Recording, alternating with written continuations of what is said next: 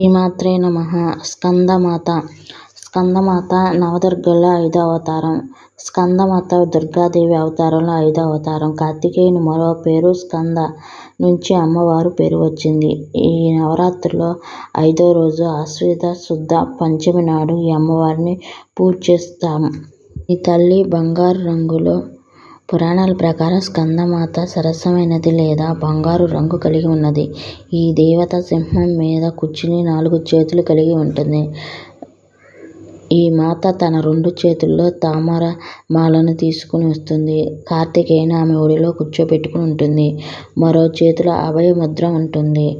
విశ్వం అంతా సొంత బిడ్డలు.